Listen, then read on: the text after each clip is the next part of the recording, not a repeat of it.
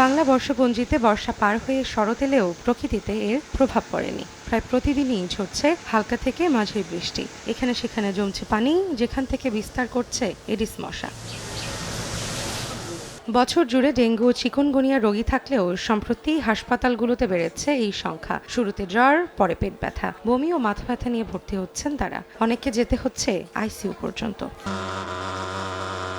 এদিকে dengue নিধনে city কর্পোরেশনের তেমন কোনো কার্যক্রম দেখা যাচ্ছে না বলে অভিযোগ নগরবাসীর। সিটি কর্পোরেশন আগে যে অ্যাক্টিভিটিস ছিল এখন তাদের এরকম নাই বলতে মনে আগে তারা যে প্রত্যেক জায়গায় জায়গায় মেশিন নিয়ে তারা এরকম তাদের যে ওষুধ ছিটাইতো এটা একবারে কমে গেছে। এখানে এমন অবস্থা হয়ে যায় সামনে যে দেখা যায় পানি জমে গিয়ে জমে থাকে আর কি, ময়লা পানি, যার কারণে দেখা যায় ডেঙ্গু মশা হয়তো ওখানে হতে পারে।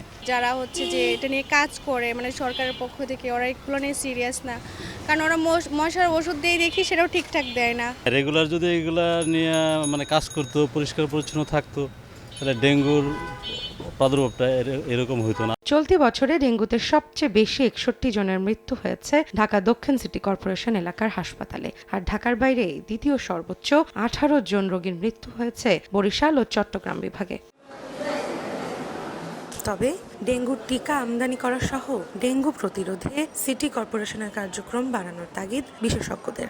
ডেঙ্গুর যে টিকাটি যেটি বিশ্ব স্বাস্থ্য সংস্থা অনুমোদন করেছে, আমাদের প্রত্যাশা ছিল সীমিতভাবে হলেও কিশোর কিশোরী বা তরুণ তরুণীদের জন্য এই টিকাটি দেশে হয় আমদানি করা হবে, না হয় প্রযুক্তি হস্তান্তরের মাধ্যমে দেশে তৈরি করার একটি উদ্যোগ নেওয়া হবে। সেরকম কোনো লক্ষণও কিন্তু আমরা দেখিনি। এদিকে শঙ্কা প্রকাশ করে কীটতত্ত্ববিদরা বলছে, বৃষ্টির পর জমে থাকা পানিতে বাড়ছে এডিস মশার ঘনত্ব। সেপ্টেম্বর ও অক্টোবরে বাড়াতে পারে ডেঙ্গুর প্রকোপ।